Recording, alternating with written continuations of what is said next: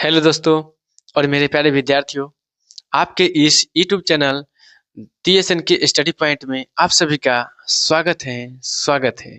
आज हम लोग पढ़ने वाले हैं क्लास 10th की अध्याय 1 की वास्तविक संख्याएं रियल नंबर्स, यानी कि क्लास 10th के जो है अध्याय 1 पढ़ने वाले हैं और अध्याय 1 में भी पढ़ने वाले हैं क्या, उसका बेसिक, यानी कि उसका पढ़ेंगे बेसिक। सबसे पहली बात, जो भी आधारभूत जानकारियां हैं उसे ले लेंगे, तब जाकर के प्रश्नावली जो है जो भी बनाया जाए उससे आसानी से समझ में आ जाएगा। तो चलिए देखते हैं कि वास्तविक संख्या यानी कि रियल नंबर्स, चैप्टर का नाम ही है रियल नंबर्स। अब पहले चैप्टर नेम जो है उसके बारे में समझ लेते हैं कि वास्तविक संख्या क्या है। वास्तविक संख्या क्या है? ऐसा है कि आपको अभी से पहले ये बहुत सारे परिभाषा जो होते हैं, भाज्य अभाज्य क्या क्या परिमेय अपरिमेय, ये पता हो या ना हो, लेकिन सिर्फ आपको गिनती और पहाड़ा और जोड़ घटाव गुणा भाग सिंपली आपको आता होगा तो समझ जाइए कि ये 10th क्लास का जो मैथ है वो आप बना डालिएगा, उसे आप आसानी से बना डालिएगा। अभी जैसे कि हम समझाने वाले हैं उसके बेस पे हम ये बता रहे हैं। तो चलिए देखते हैं कि इसके बारे में समझते हैं, इसका बेसिक आसानी तरीका से, और देखते हैं कि कैसे नहीं प्रश्नावली पूरा बन पाता है। तो वास्तविक संख्या किसे कहते हैं? बात यह है कि वास्तविक संख्या कहते किसे हैं और वास्तविक संख्या के कौन कौन से प्रकार हैं। तो शुरू कर रहे हैं वास्तविक संख्या से, लेकिन इससे पहले जो है छोटी छोटी इकाइयां जो है कि संख्या किसे कहते हैं, अंक किसे कहते हैं, विषम सम प्राकृत पूर्ण, ये सभी संख्याएं जो है इन सभी का जो है परिभाषा जो है लिखित रूप से आपको लिख करके एग्जाम्पल के साथ जो है क्लास 9th के संख्या पद्धति वाले चैप्टर में बता चुके हैं, बेसिक कह के, यानी कि बेसिक जो है करके पार्ट बाई पार्ट अलग अलग थोड़ा थोड़ा देर के लिए थोड़ा थोड़ा देर करके उसे बता चुके हैं। यदि आप उस वीडियो को नहीं देखे होंगे तो कृपया उसे देख लीजिएगा, तो ज़्यादा बेनिफिट होगा, ज़्यादा बेटर होगा। तो अभी जो है इस वास्तविक संख्याओं के बारे में जानकारी तो लेंगे, लेकिन शॉर्ट में चलेंगे ताकि थोड़ा ही देर में और पूरा जो है जानकारी वास्तविक संख्या के बारे में हो जाएगा। तो ये परीक्षा के लिए काफ़ी महत्वपूर्ण है, ये परीक्षा के लिए काफ़ी महत्वपूर्ण है इसलिए क्योंकि परीक्षा में जो है ऑप्शन में बहुत कंफ्यूज करके डालता है, लेकिन यदि आप इसे समझ जाएंगे तो आसानी से टिक कर लीजिएगा, इसे रटने की कोई ज़रूरत ही नहीं पड़ेगी। तो चलिए देखते हैं और बारी-बारी से परिभाषा के साथ समझेंगे, बट परिभाषा अभी लिखने की ज़रूरत नहीं है, सिर्फ समझना है, सुनना है। यदि लिखे हुए परिभाषा चाहिए तो क्लास 9th के बेसिक वाले यानी कि अध्याय 1 के संख्या पद्धति वाले वीडियो को देख लीजिएगा, आपको लिख करके इसका परिभाषा मिल जाएगा। चलिए, तो क्या है कि वास्तविक संख्या किसे कहते हैं? क्या है कि वास्तविक संख्या किसे कहते हैं? तो देखिए, वास्तविक संख्या जो होता है परिमेय संख्या और अपरिमेय संख्या, यानी कि परिमेय संख्याएं और अपरिमेय संख्याओं के सम्मिलित परिवार को, यानी कि उसके संग्रह को वास्तविक संख्याएं कहते हैं। क्या कहते हैं? वास्तविक संख्याएं कहते हैं, और इसे आर से सूचित किया जाता है। किससे सूचित किया जाता है? आर से सूचित किया जाता है। चलिए आप लोग जैसे कि जान गए अभी क्या वास्तविक संख्या किसे कहते हैं। तो परिमेय संख्याएं और अपरिमेय संख्याओं के सम्मिलित परिवार को वास्तविक संख्याएं कहते हैं, इसका परिभाषा बनता है। और परिमेय संख्या जो है, ये परिमेय संख्या क्या होता है? लेकिन देखिए सबसे पहले बात बता रहे हैं कि अभी हमने ऊपर से नीचे की ओर जाना शुरू किए हैं, यानी कि ये सारी चीजें, उसके बाद छोटी छोटी चीजें जानेंगे, विषम सम भाज्य अभाज्य ये सब, इसलिए हम इसको रिपीट भी करेंगे, आसानी से आपको समझ में आ जाएगा। तो चलिए, परिमेय संख्या किसे कहते हैं? तो परिमेय संख्या के बारे में जानिए कि परिमेय संख्या जो होता है वे संख्याएं जिसे पी बटा क्यू के रूप में लिखा जा सके। किसके रूप में लिखा जा सके? पी बटा क्यू के रूप में लिखा जा सके। पी और क्यू पूर्णांक संख्या हो और क्यू किसके बराबर नहीं होना चाहिए? 0 के बराबर नहीं होना चाहिए। यानी कि परिमेय संख्या जो होते हैं वो पी बटा क्यू के रूप के होते हैं और क्यू जो है 0 के बराबर नहीं होते हैं। तो इसे कहते हैं परिमेय संख्या। क्या कहते हैं इसे? परिमेय संख्या। फिर से समझिए, वे संख्याएं जो पी बटा क्यू के रूप में लिखा जा सके उसे परिमेय संख्या कहते हैं, जहां पी और क्यू पूर्णांक संख्या हो और क्यू शून्येतर संख्या, शून्येतर कहते हैं यानी कि क्यू 0 के बराबर नहीं हो, तो उसे परिमेय संख्या कहते हैं। परिमेय संख्या को क्यू से सूचित किया जाता है। किससे सूचित किया जाता है? क्यू से। परिमेय संख्या का अगर एग्जाम्पल पूछा जाए तो क्या लिखेंगे? परिमेय संख्या का एग्जाम्पल होता है, जीरो भी एग्जाम्पल है इसका, और आगे चल के जान जाइएगा इसे बहुत बढ़िया से। लेकिन जीरो, 1/2, 3/4, ये भी 5, 6, 7 जो भी है गिनती की संख्याएं सब क्या है, यानी कि परिमेय संख्याएं हैं। ये दशमलव में भी होते हैं, ये भी परिमेय संख्या है। यदि रूट के अंदर में भी है तो भी परिमेय संख्या है। लेकिन हाँ, ध्यान रहे, परिमेय संख्या के बारे में 3 परिभाषा जान लीजिए। एक तो हो गया कि p/q के रूप में हो। दूसरा होता है क्या, कि रूट चिन्ह के अंतर्गत होता है। ये रूट चिन्ह में होते हैं, लेकिन रूट चिन्ह में होने के साथ साथ क्या होते हैं, ये पूर्ण वर्ग संख्याएं होते हैं। ये क्या होते हैं, पूर्ण वर्ग संख्याएं होते हैं। पूर्ण वर्ग संख्याएं कहे तो यानी कि उसका वर्गमूल निकल जाता है। तो वैसे संख्या को कहते हैं क्या, रूट के अंदर में होते हुए भी उसे क्या कहते हैं, परिमेय संख्या कहते हैं। क्या कहते हैं उसे, परिमेय संख्या कहते हैं। दशमलव में है तो इसे भी बटा के रूप में लिखा जा सकता है, इसलिए इसे परिमेय संख्याएं कहते हैं। चलिए अब हम लोग समझते हैं आगे कि अपरिमेय संख्या किसे कहते हैं। क्या बोले, अपरिमेय संख्या किसे कहते हैं। तो अपरिमेय संख्या जो है बस इसी का विपरीत बोल दीजिए क्या, कि अपरिमेय संख्याएं जो है वैसे संख्याएं जो p/q के रूप का नहीं हो, यानी कि p/q के रूप में नहीं लिखा जा सके। p और q क्या है, पूर्णांक संख्याएं हैं, और q शून्येतर संख्या, यानी कि q 0 के बराबर नहीं है। तो वैसे संख्याओं के क्या कहेंगे, अपरिमेय संख्या कहेंगे। क्या कहेंगे उसे, अपरिमेय संख्या कहेंगे। और एग्जाम्पल के लिए समझते हैं इसे क्या, एग्जाम्पल के लिए जैसे कि पाई होता है, फिर 3.5 क्या है, फिर से 5 0 0 5, फिर 0 0 0। इस तरीका से जो है संख्या रिपीट भी नहीं करती है, डॉट डॉट लगी होती है। तो इन सभी संख्याओं को क्या कहते हैं, अपरिमेय संख्या। फिर देखिए √2, √3, √5, ये सभी संख्याएं जो है अपरिमेय संख्या है। क्या है, ये सब अपरिमेय संख्याएं हैं।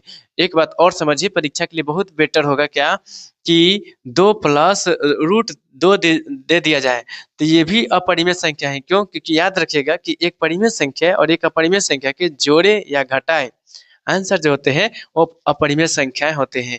इसलिए क्या है, एक परिमेय संख्या है, एक अपरिमेय संख्या है, और इन दोनों को जोड़ेंगे तो क्या होगा, यानी कि आंसर जो है वो अपरिमेय संख्या ही आएंगे। चलिए, तो आप अपरिमेय संख्या के बारे में समझ गए। और हाँ, एक चीज और इसके बारे में जान लीजिए कि रूट चिन्ह के अंतर्गत होते हैं, लेकिन पूर्ण वर्ग संख्या उसके अंदर नहीं रहते हैं। यानी कि इसके अंदर में जो है 3 जो है वर्गमूल निकलने वाले संख्या नहीं है। तो अपरिमेय संख्या जो होते हैं वो रूट चिन्ह के अंतर्गत होते हैं। किसके अंतर्गत होते हैं, रूट चिन्ह के अंतर्गत होते हैं। लेकिन वर्गमूल निकलने वाली संख्या होते हैं, क्या होते हैं बताइए, नहीं होते हैं। यानी कि रूट रूट में जो संख्याएं होते हैं वो वर्गमूल निकलने वाले संख्याएं नहीं होते हैं।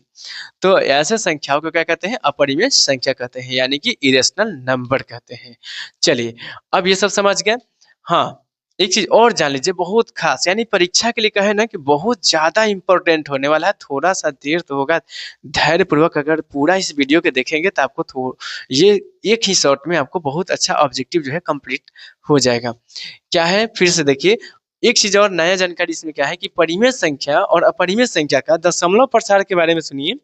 परिमेय संख्या का दशमलव प्रसार जो होते हैं शांत होते हैं और अशांत भी होते हैं, लेकिन अशांत आवर्ती होते हैं, यानी कि रिपीट करता है इसमें बार बार संख्या। किसमें, तो परिमेय संख्या में। क्या बोले, परिमेय संख्या में रिपीट करने वाले संख्याएं आते हैं। जैसे कि एग्जाम्पल इसको देखिए, इसका एग्जाम्पल में है कि 5.37 ऐसे आप लोग देखेंगे लिखा हुआ, तो ये परिमेय संख्या है, लेकिन ये अशांत दशमलव प्रसार इसका हो जाता है।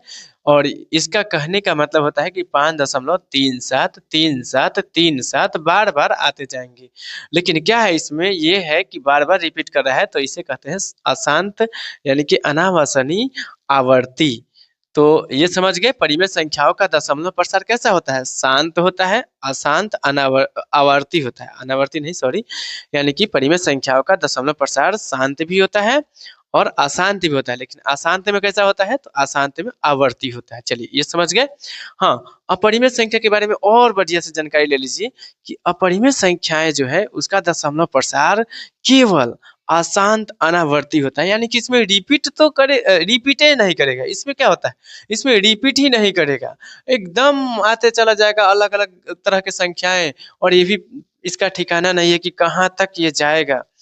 तो इसे कहते हैं क्या, अपरिमेय संख्या का दशमलव प्रसार अशांत अनावर्ती होगा। क्या होगा? अशांत अनावर्ती होगा। हाँ, एक चीज और बता दें कि 22/7 जो है ये परिमेय संख्या है, लेकिन पाई जो है अपरिमेय संख्या है। पाई क्या है? अपरिमेय संख्या है। अब सुनिए, पाई के बारे में अगर और जानकारी लेना हो कि पाई क्या है, पाई है तो है क्या, तो पाई के बारे में जानकारी आपको कह रहे हैं कि एक क्लास 9th के बेसिक यानी कि संख्या पद्धति के बेसिक वाले पार्ट में अलग अलग मतलब है, थोड़ा थोड़ा देर के लिए जो बनाया गया वीडियो है उसमें बना चुके हैं, बता चुके हैं। इसलिए उसे आप जा करके देख लें, आसानी से इसके बारे में समझ आए कि पाई क्या है, पाई कौन से ये वैज्ञानिक यानी कि मैथमेटिशियन जो है ये बताए थे, इन सभी के बारे में जानकारी पहले ही से दे चुके हैं। चलिए, खास करके ये जो भी मेन जानकारियां था उससे आप ले लिए। अब हम आगे बढ़ते हैं कि परिमेय संख्या जो है वो कितने प्रकार के होते हैं। तो परिमेय संख्या जो है उसमें पूर्णांक संख्या शामिल होते हैं, भिन्न संख्या शामिल होते हैं। क्या होते हैं? पूर्णांक संख्या और भिन्न संख्या। पूर्णांक संख्या को जेड से सूचित किया जाता है। अब जेड से क्यों सूचित किया जाता है, इसके पिछले वाले वीडियो में बता चुके हैं। यानी कि जेहलिन शब्द जो है जर्मन शब्द से लिया गया शब्द है, यानी कि अक्षर है, और उसका अर्थ होता है गिनना। चलिए, तो पूर्णांक संख्या के बारे में समझ गए। पूर्णांक संख्या में किसे कहते हैं, परिभाषा इसका क्या होगा पूर्णांक संख्या का, तो सुनिए।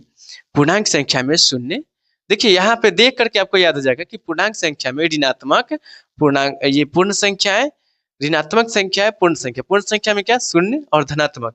यानी कि पूर्णांक संख्या में ऋणात्मक संख्या, शून्य और धनात्मक संख्या शामिल होते हैं। ऐसे संख्याओं के परिवार को पूर्णांक संख्या कहते हैं। क्या कहते हैं इसे? पूर्णांक संख्या कहते हैं। अब पूर्णांक संख्या में क्या होता है, तो इसका शॉर्टकट, इसका एग्जांपल समझ लीजिए। इसमें माइनस वाले संख्या भी शामिल होते हैं और जीरो, फिर क्या, 1 2 3 और भी अनंतों तक जाएंगे, इधर भी अनंत तक जाएंगे। तो पूर्णांक संख्या में क्या समझ गए कि इसमें माइनस वाले संख्याएं भी, जीरो और ये धनात्मक संख्याएं और ये क्या है, शून्य शामिल होते हैं पूर्णांक संख्या में। फिर क्या है, पूर्णांक संख्या को दो भागों में बांटा गया। क्या है? ऋणात्मक संख्या और पूर्ण संख्या। ऋणात्मक संख्या और पूर्ण संख्या। ऋणात्मक संख्या किसको कहें? ये माइनस वाले जो संख्याएं देख रहे हैं उसी को तो ऋणात्मक संख्या कहते हैं। क्या कहते हैं उसे? ऋणात्मक संख्या कहते हैं। और ऋणात्मक संख्या यानी कि निगेटिव नंबर्स, यानी कि निगेटिव इंटेजर्स। तो ऋणात्मक संख्या के एग्जाम्पल सिंपल एकदम, कोई भी संख्या माइनस लगा दीजिए वो ऋणात्मक संख्या हो जाएंगे। तो कैसे? तो -5, ये आपको जो भी मन करे, -10, -11, जो भी है, और भी जो भी संख्या है इसमें से, ये सभी के सभी जो है ऋणात्मक संख्या है। इसमें सिर्फ माइनस लगाकर आपको इजीली बता रहे हैं कि ये ऋणात्मक संख्या जो होते हैं माइनस चिन्ह के साथ लिखे जाते हैं। चलिए, अब जो है पूर्ण संख्या के बारे में समझते हैं। पूर्ण संख्या दो तरह की होंगी। अब पूर्ण संख्या किसे कहते हैं? हाँ, लेकिन ऋणात्मक संख्या के बारे में आपको परिभाषा देंगे, लेकिन उससे पहले की पूर्ण संख्या समझिए। पूर्ण संख्या किसे कहते हैं? तो पूर्ण संख्या जो होते हैं वैसे संख्याओं का परिवार जिसमें, यानी कि गिनती के संख्याओं में जीरो को शामिल करने पर, वैसे संख्याओं का परिवार जिसमें गिनती के संख्याएं हो और उसमें जीरो शामिल हो, उसे हम पूर्ण संख्या कहते हैं। यानी कि गिनती के संख्या को जब जीरो से शुरू कर देते हैं तो उसे कहते हैं पूर्ण संख्या। क्या कहते हैं उसे? पूर्ण संख्या कहते हैं। पूर्ण संख्या में एग्जाम्पल समझिए, 0 1 2 3 4, ये सभी जो होते हैं पूर्ण संख्या का एग्जाम्पल है, और भी अनंत तक संख्याएं जाएंगी। तो पूर्ण संख्या में क्या शामिल होते हैं? जीरो शामिल होते हैं। चलिए, यानी कि पूर्ण संख्या में जीरो शामिल है, इसका एग्जाम्पल सिर्फ 0 0।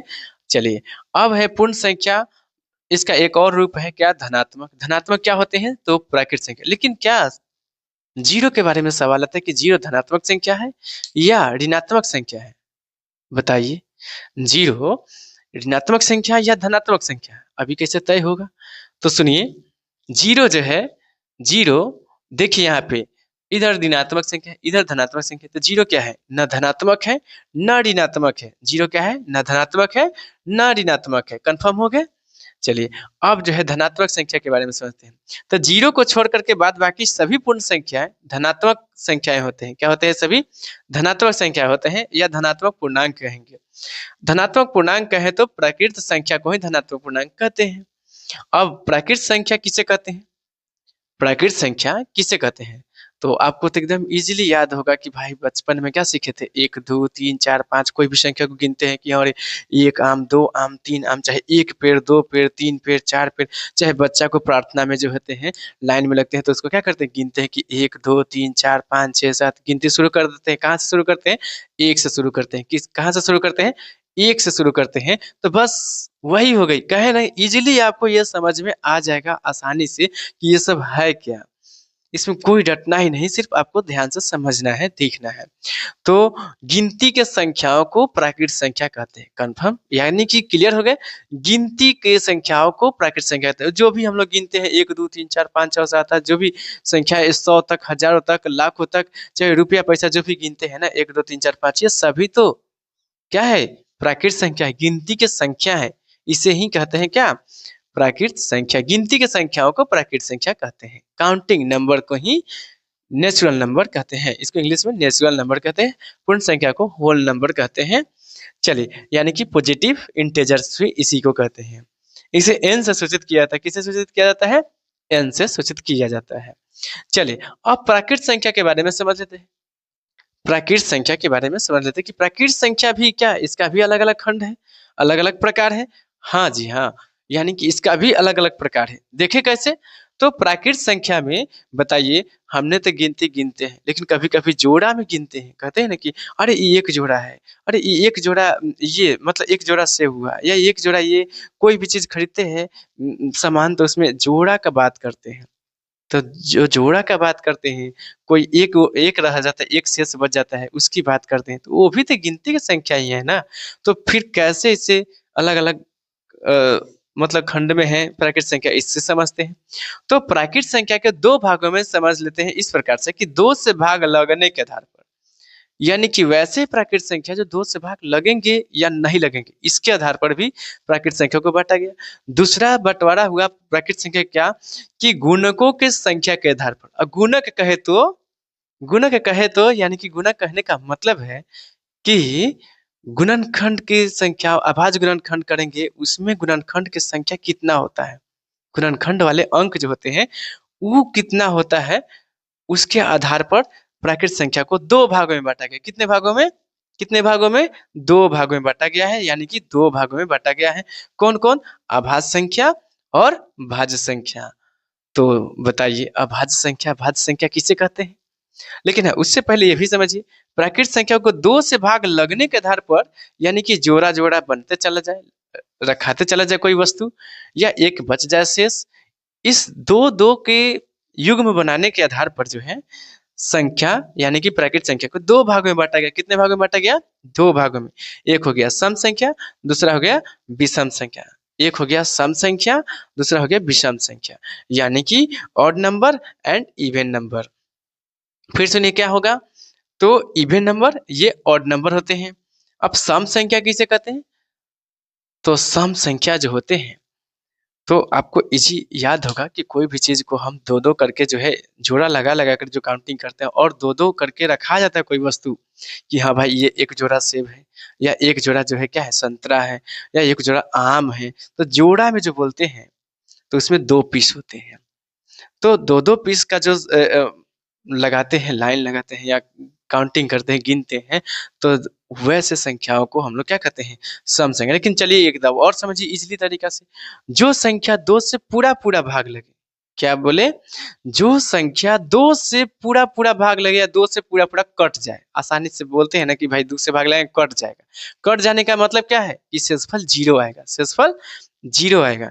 तो वे संख्या जो दो से पूरा पूरा भाग लगे उसे सम संख्या कहते हैं। सम संख्या का एक और उपाय है पहचानने का, कि जिसके लास्ट में ये पांचों उंगली लगा, अब पांचों उंगली कहे तो ये पांच उंगली क्या कहना चाहता है, तो बताइए 0 2 4 6 8। एकदम इजी समझ में, ये पांच ही चीज जो है किसी भी संख्या के लास्ट में लग जाएगा तो समझिए कि वो सम संख्या पक्का। क्यों, क्योंकि वो दो से पूरा पूरा भाग लगने वाला है।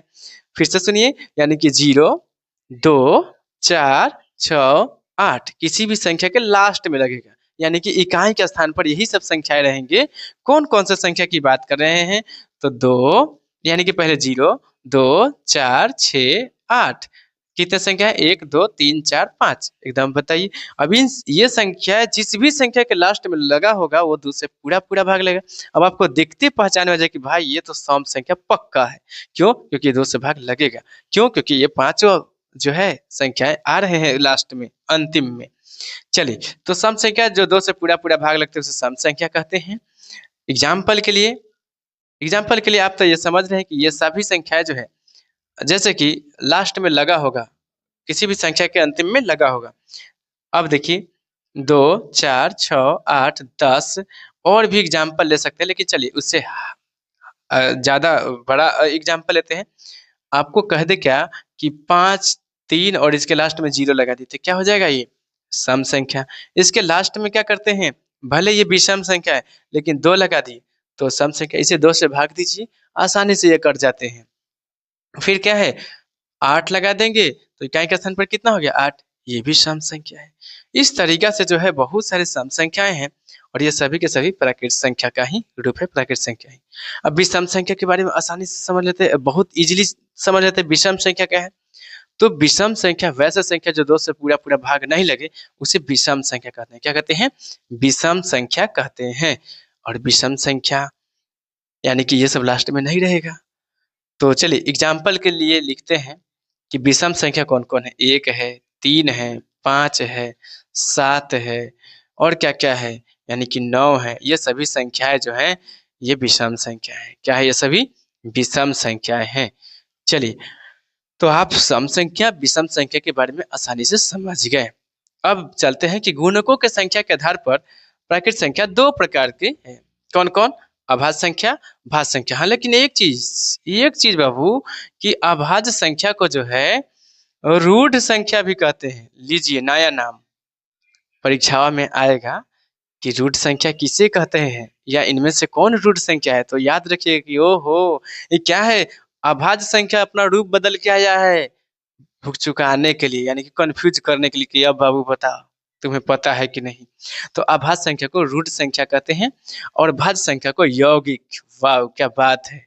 यानी कि इसको क्या कहते हैं? यौगिक संख्या कहते हैं। देखिए इसका नाम क्या है? तो अब अभाज्य संख्या किसे कहते हैं? भाज्य संख्या किसे कहते हैं? तो ईज़िली इसका याद हो सकता है, हो जाएगा परिभाषा क्या कि जिस संख्या का, क्या बोले हैं, गुणकों के संख्या के आधार पर जिस संख्या का केवल केवल 2 गुणनखंड हो, बाबू केवल 2 गुणनखंड हो, उसे अभाज्य संख्या कहते हैं। अच्छा, तो और कैसे समझे इसको ठीक से? तो केवल 2 गुणनखंड का मतलब क्या है? जैसे कि संख्या लिए 2, 3, 5, 7, 11। अब देखिए क्या है, तो 2 को हम गुणनखंड करेंगे, तो 2 को गुणनखंड कहते हैं। सबसे पहले गुणनखंड क्या है कि किस कौन-कौन चीज़ से ये भाग लगेगा? 1 से भाग लग जाएगा, 2 से भाग लग जाएगा। 3 के बारे में सोचिए, 1 से भाग लग जाएगा, ये खुद से भाग लगेंगे। 4 के बारे में सोचिए, 4 1 से लग जाएगा, 2 से लगेगा और 4 खुद से ले। हमने क्या बताया कि गुणकों की संख्या के आधार पर यानी कि अभाज्य संख्या में उसका केवल 2 गुणनखंड हो, लेकिन तो यहाँ क्या है? हाँ, यहाँ पे 2-2 गुणनखंड है। 1, 2, 1, 2, लेकिन इसका 1, 2, 3, 4 का तो 3 गुणनखंड हो गया, इसलिए 4 अभाज्य संख्या नहीं होते हैं। 4 अभाज्य संख्या नहीं होते। तो वैसे संख्या है जिसका केवल 2 गुणनखंड हो, उसे कहते हैं अभाज्य संख्या। या ये भी कह सकते हैं कि हाँ, 1 से बड़ा वह प्राकृत संख्या जो 1 से बड़ी वह प्राकृत संख्या जो एक और अपने आप के अलावा किसी और संख्या से भाग नहीं लगे, उसे कहते हैं अभाज्य संख्या। क्या कहते हैं उसे? अभाज्य संख्या कहते हैं। चलिए उसके बाद आप समझते हैं भाज्य संख्या किसे कहते हैं? हाँ जी, यही तो है भाज्य संख्या। तो शुरू कहाँ से होगा? 4, फिर क्या 6, 8, 9, 10, 12। हाँ, एक चीज़ ध्यान दीजिए, इसको विषम संख्या 9 देख के ये नहीं कहेंगे कि ये अभाज्य संख्या है। हमको यहाँ विषम संख्या बताना नहीं है, हमें यहाँ विषम संख्या नहीं खोजना है। यहाँ पे देखना है कि किसका गुणनखंड 2 से ज़्यादा है। 2 से ज़्यादा, तो 4 के बारे में बताएँ 1, 2, 3। 6 के बारे में पता लगाते हैं, 6 जो है 1 से भाग लग जाएगा, 2 से भी भाग लगेगा, 3 से भी भाग लगेगा और 6 खुद से भाग लगेगा। बताइए 1, 2, 3, 4, 4 इसका गुणनखंड मिल गया है। तो 6 कौन सा संख्या होगा? अभाज्य या भाज्य? तो आपका आंसर होना चाहिए भाज्य। क्या होना चाहिए? भाज्य। 6 कौन सा संख्या है? भाज्य संख्या। तो इन सभी संख्याओं का 2-2 गुणनखंड है। सॉरी, 2-2 गुणनखंड है, यानी कि 2 से अधिक गुणनखंड है, तो इसे कहते हैं भाज्य संख्या। यानी कि 1 से बड़ी वह प्राकृत संख्याएँ, ये सभी प्राकृत संख्याएँ हैं, 1 से बड़ी। अब 1 से बार-बार बड़ी बोल रहे हैं, यानी कि 1 है क्या भाज्य भाज्य? नहीं है जी। 1 तो केवल इसका एक ही सिर्फ़ केवल 1 ही गुणनखंड है, इसका 2 तो मिल ही नहीं रहा। तो इसलिए 1 ना भाज्य संख्या है, ना अभाज्य संख्या है। 1 ना ही भाज्य संख्या है, ना अभाज्य संख्याएँ हैं। चलिए अब इसे तो 1 के बारे में समझें कि 1 ना ही भाज्य संख्या है, ना अभाज्य संख्या है। इसलिए बोल रहे हैं कि 1 से बड़ी वह प्राकृत संख्या जो 1 और अपने आप के अलावा और भी किसी संख्या से भाग लग जाए, और भी किसी संख्या से, यानी और भी किसी दूसरी संख्या से भाग लग जाए, उसे भाज्य संख्या कहते हैं। अब बताइए, अब इससे आसानी क्या मिली? क्या मिलेगा कि भाज्य अभाज्य समझ ना आए? बताइए। आपको ये क्लियरली आपको समझ में आ गया होगा कि भाज्य संख्या किसे कहते हैं और अभाज्य संख्या किसे कहते हैं। चलिए, अब हम लोग समझ लेते हैं भिन्न के बारे में, जिसे हम यहाँ पे छोड़ के आगे बढ़ गए हैं, तो भिन्न के बारे में भी देख लेते हैं। तो भिन्न यानी कि उचित भिन्न क्या होता है? Proper fraction. भिन्न को फ्रैक्शन कहते हैं। तो प्रॉपर फ्रैक्शन, इम्प्रॉपर फ्रैक्शन और मिक्स्ड फ्रैक्शन के बारे में जानने वाले हैं। तो सोचिए, उचित भिन्न क्या होता है? तो उचित भिन्न में क्या होता है? पहले तो भिन्न के बारे में समझिए कि भाई भिन्न होता क्या है? भिन्न जो होता है किसी भी संख्या का अंश, टुकड़ा, उसका भाग होता है। अब क्या है, इसको इंग्लिश में फ्रैक्शन कहते हैं। भिन्न का मानक रूप जानते हैं क्या आप? इसका स्टैंडर्ड रूप क्या है? एक अच्छा एक रूप क्या है भिन्न का? तो एक भी मतलब किसी भी भिन्न का एक अच्छा रूप जो है, मानक रूप जो है, वो होता है कि जैसे कि एक यहाँ पे लिख दिया 4 और यहाँ पे लिख दिया 7। 4 और 7 में इसका जो है गुणनखंड में से एक ही केवल जो है उभयनिष्ठ गुणनखंड है। उभयनिष्ठ गुणनखंड मतलब कि इसको गुणनखंड करें, इसको गुणनखंड करेंगे तो ये दोनों में जो है एक ही कॉमन होगा, नहीं तो और कोई संख्या कॉमन नहीं होगी। तो इस प्रकार के संख्या को कहते हैं भिन्न, यानी कि उसका भिन्न का मानक रूप। लेकिन यदि कहे कि 20/40 लिख लिए तो ये भिन्न है, लेकिन भिन्न में क्या है, एक जो सही भिन्न होना चाहिए वो नहीं है। तो क्या करेंगे, ये कटने वाली संख्या है, यानी कि इसका हो जाएगा कितना, ये 10 से कटेगा तो 10 दूनी, ये 10 चौका, फिर ये कटेंगे 2 एकम 2 दूनी, यानी 1/2 सही भिन्न है। चलिए, लेकिन ये सब क्या है, इस सब का यही 1/2 का ही तुल्य भिन्न है। तो चलिए भिन्न के बारे में समझ गए, लेकिन भिन्न जो होते हैं वो कितने कौन-कौन से होते हैं भिन्न? उचित भिन्न होते हैं, अनुचित भिन्न होते हैं, मिश्रित भिन्न होते हैं। उचित भिन्न किसे कहते हैं? तो उचित भिन्न जो होते हैं वो उसका अंश, हाँ, लेकिन एक चीज़ और समझिए, इसमें ऊपर वाले को कहते हैं अंश। क्या कहते हैं? अंश। नीचे वाले को क्या कहते हैं? हर। क्या कहते हैं? हर। यानी कि न्यूमरेटर और नीचे वाले को डिनोमिनेटर कहते हैं। अच्छा, तो उचित भिन्न में क्या है? उचित भिन्न आपको क्या परिभाषा लिख के याद करने की ज़रूरत है? नहीं। देखिए सिंपल, जिस भिन्न का जिस भिन्न का अंश जिस भिन्न का अंश छोटा हो और हर बड़ा हो, उसे कहते हैं उचित भिन्न। क्या कहते हैं? उचित भिन्न। तो जैसे कि 1/2 क्या है, ये उचित भिन्न है? हाँ। 3/5 हाँ, ये भी उचित भिन्न है। इस तरीक़ा से क्या है, अंश छोटा है, हर बड़ा है, इसमें उचित भिन्न हो गया। चलिए, और अनुचित भिन्न क्या कहता है? तो बस इसी का उल्टा, यानी कि 5/2 लिख दिए, 7/3 लिख दिए, 10/7 लिख दिए, तो क्या है, हर छोटा-छोटा है, अंश बड़ा है, तो ये अनुचित भिन्न हो गया। क्या हो गया ये? अनुचित भिन्न होते हैं। अच्छा, तो ये मिश्रित भिन्न क्या होता है भाई? मिश्रित भिन्न क्या होता है? तो मिश्रित भिन्न में यही होता है कि एक संख्या पूरा रहता है और दूसरा अधूरा होता है। यानी कि जैसे कि ये हो गया 3/7, तो क्या है, ये संख्या पूरा-पूरा है, ये भाग यानी कि भिन्न के रूप की है। इसीलिए क्या है, इसमें जो है पूरा संख्या और भिन्न संख्या ये मिला हुआ है, इसलिए इसको कहते हैं क्या? ये मिश्रित भिन्न है, यानी कि मिला हुआ है। इसको पढ़ते कैसे हैं? तो 2.3/7, 2.3/7। कभी-कभी आप किताब में लिखे देखेंगे, अक्सर भूगोल की किताब में देखेंगे 2 लिखा रहेगा और आपको ऐसे लिखा रहेगा। तो ये कैसे पढ़िएगा? तो 2.1/2, आपको ये मिश्रित भिन्न का ही रूप है। तो चलिए, ये मिश्रित भिन्न आप समझ गए कि किसे कहते हैं, और भिन्न के बारे में भी आपको समझ में आ गया होगा कि भिन्न क्या-क्या है। तो अब हम इसमें से कुछ सवाल जो परीक्षा के लिए काफ़ी इम्पोर्टेंट होते हैं, उसे समझ लेते हैं। तो अब आता है कि सबसे छोटी पूर्ण संख्या क्या होता है? सबसे छोटी पूर्ण संख्या क्या होते हैं? तो सबसे छोटी पूर्ण संख्या जो है, देखिए पूर्ण संख्या में क्या देखे हैं? 0 को, यानी कि सबसे छोटी पूर्ण संख्या 0 होती है। सबसे छोटी प्राकृत संख्या क्या होती है? तो सबसे छोटी प्राकृत संख्या में क्या है? इसका एग्ज़ाम्पल होता है इसको एग्ज़ाम्पल को देख लेते हैं कि प्राकृत संख्या जो होते हैं 1 से शुरू होते हैं। 1, 2, 3, 4, 5 और भी संख्याएँ होंगी। तो सबसे छोटी प्राकृत संख्या, सबसे छोटी प्राकृत संख्या जो है 1 होते हैं। अच्छा, और सबसे छोटी सम संख्या 2, सबसे छोटी विषम संख्या 1। अच्छा, ये भी है अभाज्य संख्या, यानी कि सबसे छोटी अभाज्य संख्या 2, सबसे छोटी अभाज्य संख्या 2। सबसे छोटी भाज्य संख्या आप बताइए, यानी कि जहाँ से शुरू हो रहा है उसी को तो कहते हैं सबसे छोटी भाज्य संख्या। चलिए, अब यहाँ पे आप ये सब आसानी से समझ में आ गया होगा इसको ये वाला आपको, और ये आशा करते हैं कि इससे अब क्या आसानी दिया जाए। अब ये जो है 10th क्लास के लिए काफ़ी इम्पोर्टेंट है, क्योंकि 10th क्लास के ये सब जो है एग्ज़ाम्पल में ये एग्ज़ाम में जो है अ, अक्सर पूछा जाता है ऑब्जेक्टिव में, तो आप इसे आसानी से बना लेंगे। हाँ, एक चीज़ और बताना चाहते हैं कि विषम संख्या का व्यापक रूप जो होता है, वो होता है 2m -